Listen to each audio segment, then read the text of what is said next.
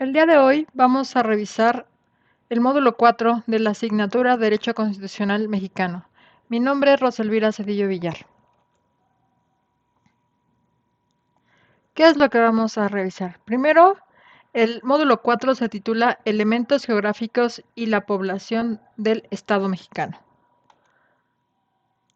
Segundo, es importante recordar que el módulo 4 abrió el 18 de abril y cierra el 28 de abril. La fecha límite para entregar los trabajos es el 12 de mayo, aunque es recomendable que entreguen los trabajos el 11 de mayo, ya que es la última fecha en la cual se podrán recibir trabajos vía plataforma.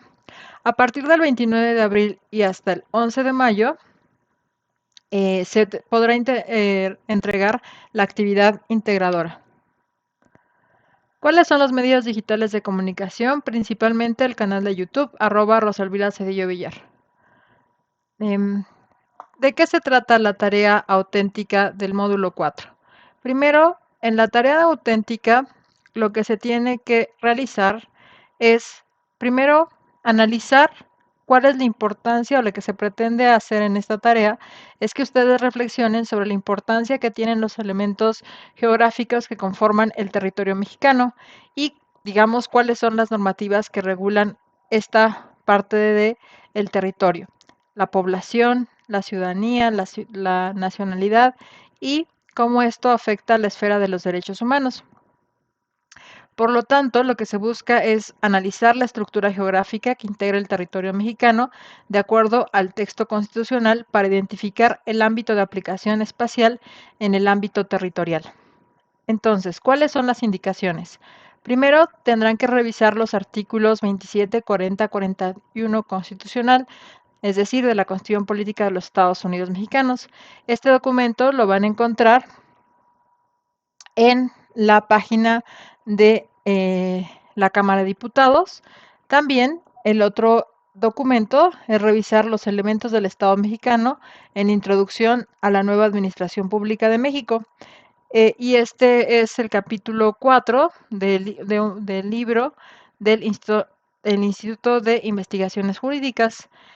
Con estos dos elementos, tanto con el capítulo 4 y, digamos, la Constitución Política de los Estados Unidos Mexicanos, revisando el artículo 27, 40 y 41, ustedes tienen que realizar una tabla en donde identifiquen o definan los elementos de gobierno, población, territorio y, a su vez, reflexionar sobre las siguientes cuestiones. Primero, cómo es abordado nuestro incidente crítico en términos de gestión de población y relacionar ese incidente crítico con el problema prototípico, ¿no? Entonces, es decir, cómo afectan la esfera de los derechos de Karen. En este documento, que va a ser esta tabla donde se van a definir los conceptos de gobierno, población y territorio, y además cómo esto nos permite, digamos, gestionar a la población, dentro de gestionar a la población y también salvaguardar los derechos de esta población en un territorio específico, se van a guardar siguiendo la siguiente nomenclatura en un documento PDF que diga licenciatura en Relaciones Internacionales, digamos, este es el módulo 4, apellido paterno, materno y nombre, ¿no? Entonces, para que sepamos que corresponden al módulo 4. Después de esto, nosotros en este video vamos a revisar los contenidos del módulo 4. El primer contenido es el territorio nacional, terrestre, marítimo y aéreo. El segundo, digamos, eje temático es Estado y entidades federativas. El tercer eje temático del módulo 4 es las características jurídico-políticas de la Ciudad de México. Y finalmente revisaremos algunas nociones sobre población, nacionalidad y ciudadanía. Respecto a ¿por qué es importante este módulo? ¿No? Pues primero es importante analizar cómo influyen en la aplicación de las leyes y normativas dentro del país los elementos como son el territorio, la nacionalidad, la ciudadanía. Después sabremos que Todos estos elementos, territorio, nacionalidad y ciudadanía, se encuentran regulados en nuestra Carta Magna, la Constitución Política de los Estados Unidos Mexicanos. Es decir, el territorio mismo se encuentra incluido dentro de la Constitución. Entonces, el propósito del módulo es examinar la composición de la población en México en términos de nacionalidad y ciudadanía para facilitar una comprensión adecuada de la aplicación normativa en el territorio mexicano, así como de los efectos legales asociados a los derechos y obligaciones nacionales que, digamos, se encuentran en esta Constitución Política de los Estados Unidos Mexicanos, ¿no? Se encuentran garantizados en esta Constitución Política de los Estados Unidos Mexicanos. Entonces, primero, tenemos que, pues no podemos hablar de que existe un Estado sin un territorio, ¿no? Entonces, el territorio es así el elemento central de un Estado, ¿no? Porque si un Estado no tiene territorio, pues no tiene un espacio en el que se ejerzan tanto estas obligaciones como estos derechos. Entonces, el territorio se compone,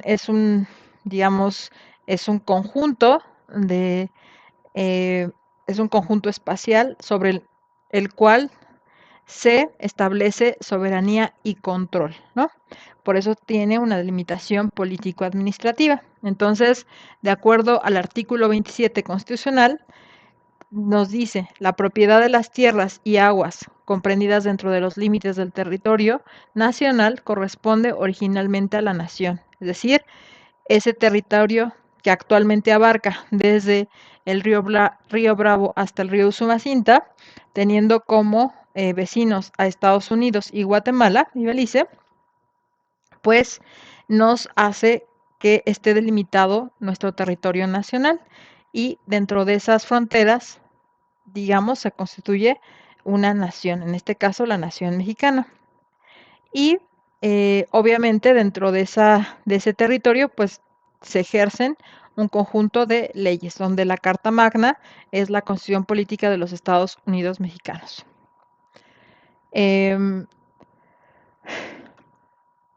Después de esto, es importante definir cuáles son los tipos de territorio. El primer territorio es el territorio terrestre. Se refiere al área de tierra firme y las aguas interiores de un país delimitadas por las fronteras terrestres. Ya les decía yo, tenemos en el norte, pues, lo que es la frontera con Estados Unidos de Norteamérica y como, digamos, un límite territorial natural, pues el río Bravo y en el sur el río Usumacinta, que nos delimita con lo que es Guatemala y Belice, ¿no? Entonces, así, el territorio, de manera textual, se refiere al área de tierra firme y las aguas interiores de un país delimitadas por sus fronteras terrestres.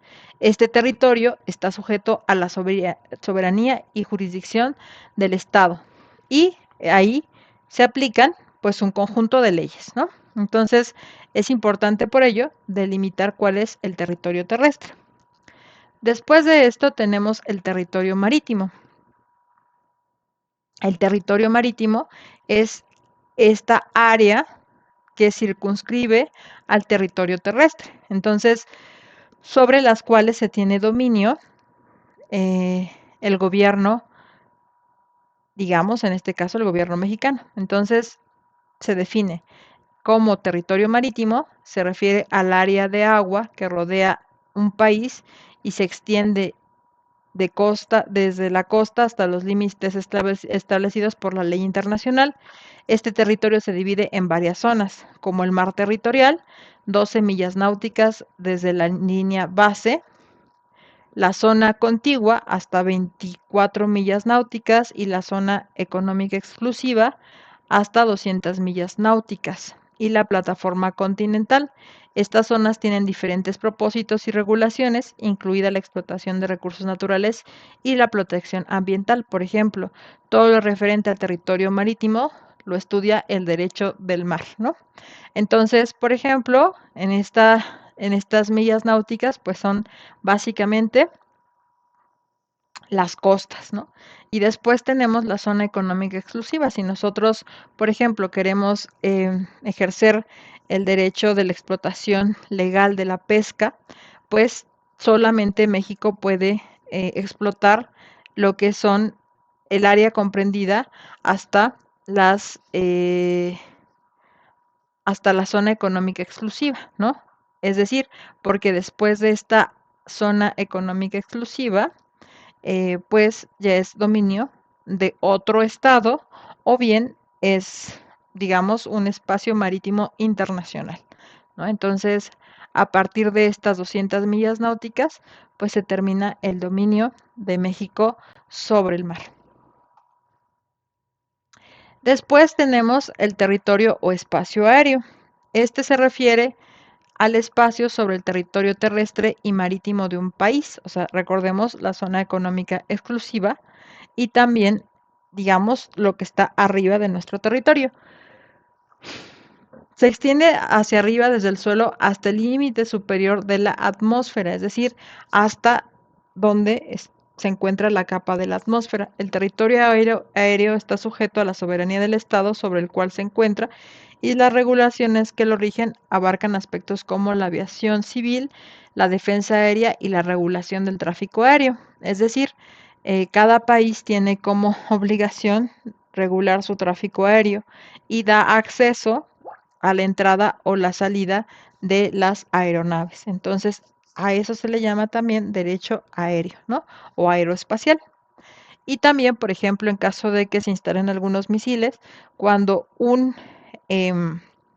misil de otro país entra sobre el territorio o el espacio aéreo de un país independiente, pues se le conoce como una amenaza. Entonces, en ese momento tiene derecho a, digamos, bombardear el misil porque está cruzando su espacio aéreo, ¿no? Esto es un ataque.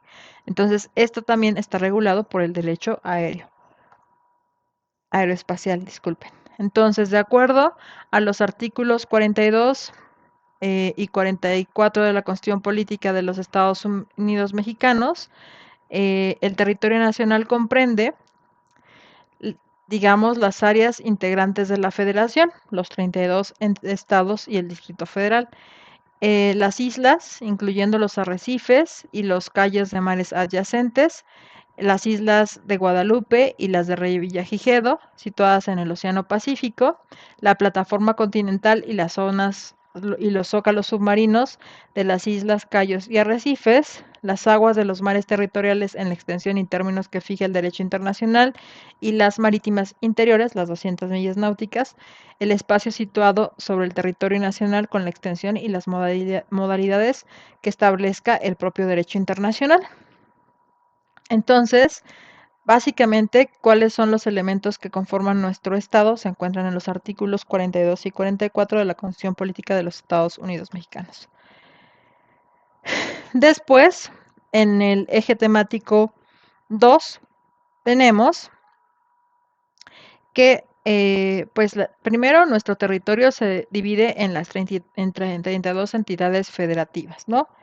Y básicamente, como son entidades federativas, cada entidad puede organizarse de manera autónoma, ¿no? Entonces, aquí dice, las autoridades elegidas son responsables jurisdiccionalmente hacia los ciudadanos que las eligen. Aquí en México, pues, digamos, se ejerce una democracia con voto directo, ¿no?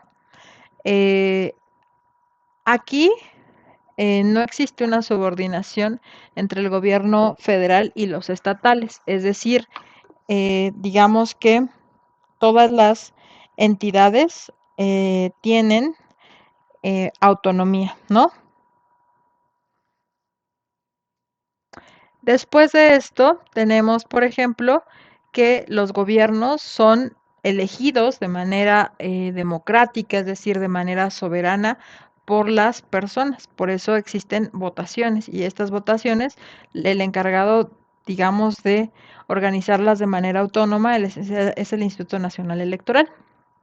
Entonces, básicamente, pues nuestro, digamos, país, nuestro estado, se conforma por entidades federativas que tienen la posibilidad de organizarse al interior de cada entidad su forma de gobierno. El sistema, digamos, es un sistema democrático, por lo cual existe el voto o elección popular directa.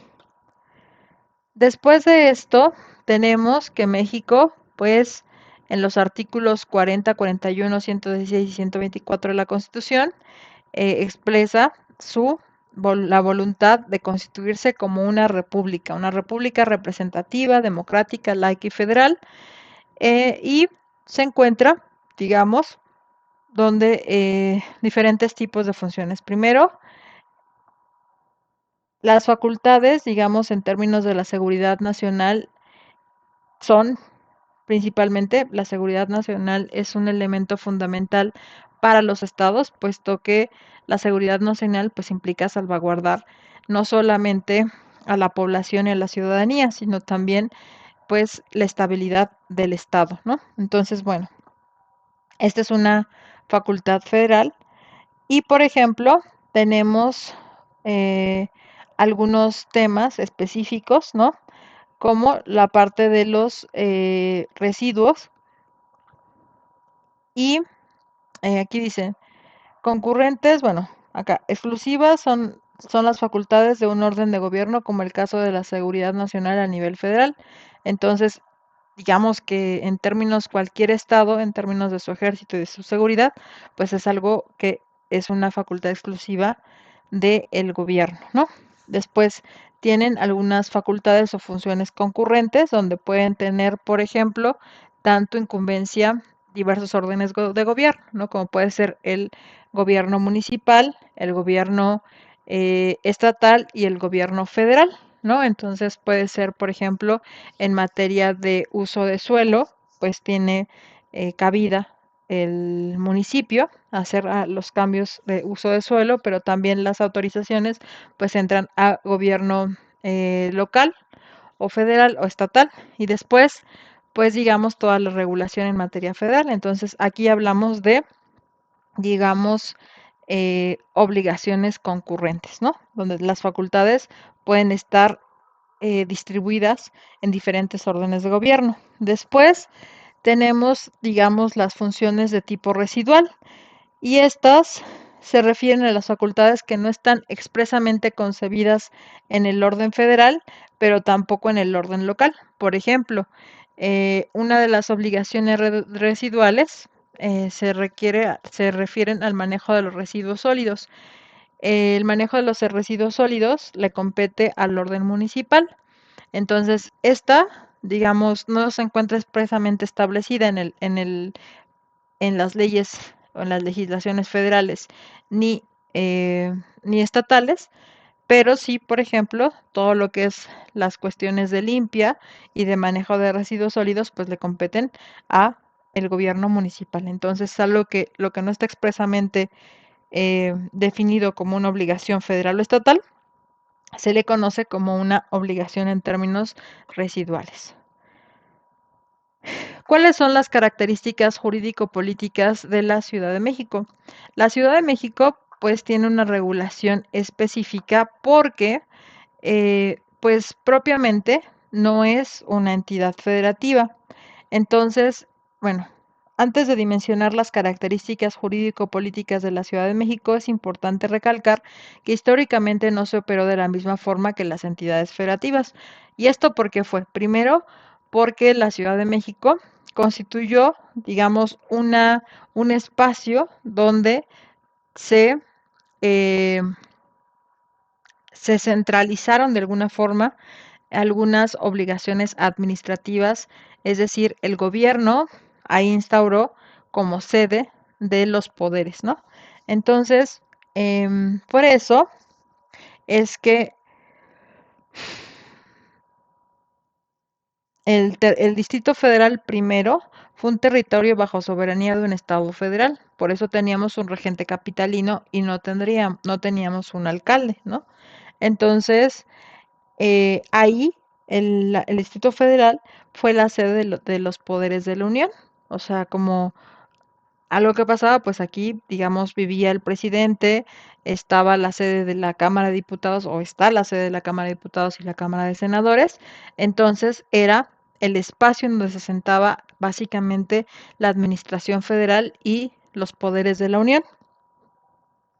Entonces, como lo señala el artículo 115 constitucional en la fracción tercera, el cual dispone que son obligaciones para los municipios brindar servicios públicos de desarrollo urbano como son el alumbrado público, el cuidado de calles, parques, jardines y su equipamiento. Entonces, el artículo 115 constitucional básicamente regula lo que es todo lo referente a los municipios. Entonces, pues, ¿cuáles son las obligaciones, digamos, en específica de los municipios? Pues el alumbrado, el cuidado de las calles, parques, jardines y equipamiento, ¿no? Después, eh, ah, pero el Distrito Federal pues no funcionaban básicamente como municipios, sino recuerden que teníamos, antes de alcaldías, teníamos delegaciones. A partir de la reforma del 2016, se estableció en el artículo 122, el apartado A, fracción 1, de la Constitución Política de los Estados Unidos Mexicanos, que la Ciudad de México es una entidad federativa, o sea, ya no es más la sede de los poderes de la Unión, sino es ahora una entidad federativa que goza de autonomía en torno a lo concerniente a su régimen interior y a su organización política y administrativa. Es decir, a partir del 2016, pues ya tiene el carácter de una entidad federativa más, ¿no? Y deja de ser la sede de los poderes. Eh, Después, en el artículo 28, refiere que la Ciudad de México adaptará para su régimen interior la forma de gobierno republicano, representativo, democrático y laico. El poder público de la Ciudad de México se dividirá para su ejercicio, al igual que el resto de las entidades federativas, en legislativo, ejecutivo y judicial, y no podrán reunirse más de dos poderes en una sola persona o corporación, ni depositar el legislativo en un solo individuo, ¿no? Entonces, eh, a partir de esta reforma también se instaura la Asamblea Legislativa, ¿no? Del Distrito Federal, y pues empieza lo primero, la primera modificación es que se promulga la Constitución de la Ciudad de México. Esto hace que por fin pues alcance el rango de una entidad federativa. Entonces, a partir de esto, la Ciudad de México pues adoptará para su gobierno interior la forma de gobierno republicano, representativo, democrático y laico. El poder público de la Ciudad de México se dividirá para su ejercicio en legislativo, ejecutivo y judicial, y básicamente pues tenemos que pasa a tener la organización de cualquier otra entidad de la República Mexicana. La Constitución Política de la Ciudad de México establecerá las normas y las garantías para el goce y protección de los derechos humanos en los ámbitos de su competencia, conforme a lo dispuesto en el artículo primero de la Constitución Política de los Estados Unidos Mexicanos. La Constitución Política de la Ciudad de México, en su artículo 28, refiere a que la Ciudad de México adoptará para su régimen interior pues un gobierno republicano representativo y democrático, donde pues todos los cargos públicos pues se elegirán de manera democrática a través del voto directo. em, y esto hace por fin que en 2016 pues pase a ser una entidad de la República, ¿no? En términos específicos, respecto a la división de poderes, pues se tiene un poder legislativo, lo que les decía, la Asamblea Legislativa, un poder ejecutivo, pues se encuentra en el jefe de gobierno. Este está a cargo de la administración pública de la entidad. Después, un poder judicial que se deposita en el Tribunal Superior de Justicia, el Consejo de la Judicatura y los juzgados y tribunales que establezca la Constitución Política de la Ciudad de México. Y después también tiene organismos autónomos. Y estos organismos autónomos, pues principalmente pues es la Secretaría de la Contraloría General de la Ciudad de México.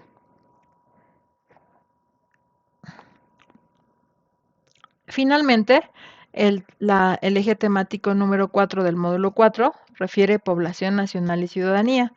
Este elemento, lo que es población, nacionalidad y soberanía, pues es sumamente importante, porque un territorio sin población, pues no podemos decir eh, que pueda constituir un estado. Recuerden que un estado se compone por un gobierno, un territorio, una cultura, una historia y también pues una población, ¿no? Entonces, Todo esto regulado dentro de una constitución política que da orden y regulación a todos los elementos del Estado. Entonces, pues en México, en este territorio, existe una población. Entonces, en esta población,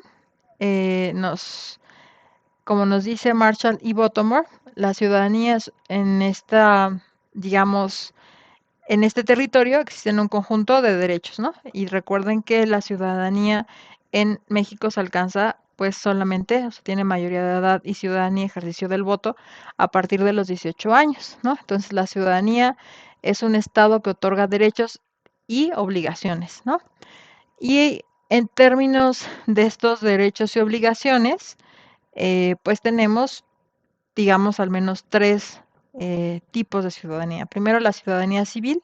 La ciudadanía civil reúne aquellos derechos necesarios para la libertad individual, como la libertad de expresión, de pensamiento y de religión, el derecho a la propiedad, a cerrar contratos válidos y el derecho a la justicia. Entonces, cuando uno alcanza los 18 años en México, pues primero tiene el derecho a votar y ser votado, el derecho a la libertad de expresión, el derecho a eh, ser religioso o no religioso, porque recuerden que México es un estado laico, el derecho a realizar contratos. Una vez que realice contratos, pues eso quiere decir que es jurídicamente imputable, o sea, a los 18 años una persona que comete un delito pues va a ser sancionado porque tiene derechos y obligaciones. Entonces, al ser jurídicamente imputable, pues puede realizar cualquier tipo de contrato, un contrato de compra-venta. Entonces, si realiza un contrato de compra-venta, pues tiene la posibilidad de acceder a la propiedad privada, ¿no? También puede hacer un contrato de matrimonio, un contrato, digamos, de arrendamiento, ¿no? Entonces, todas las personas a partir de los 18 años son jurídicamente imputables, ¿no? Después hablamos de la ciudadanía política. La ciudadanía política, pues básicamente refiere el derecho a tomar decisiones en torno a decisiones políticas, es decir, yo puedo postularme a partir de los 18 años a un cargo público y también puedo votar por las personas que quiero que me representen, ¿no?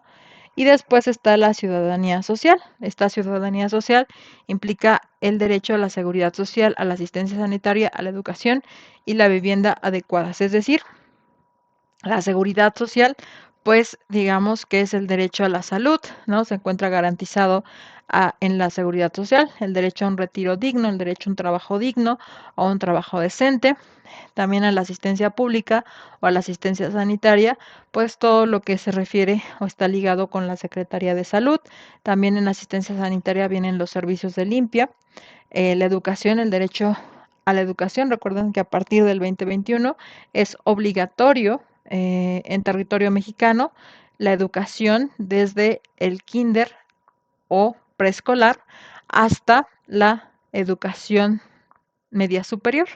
Entonces, también, pues a vivir de forma digna en una vivienda.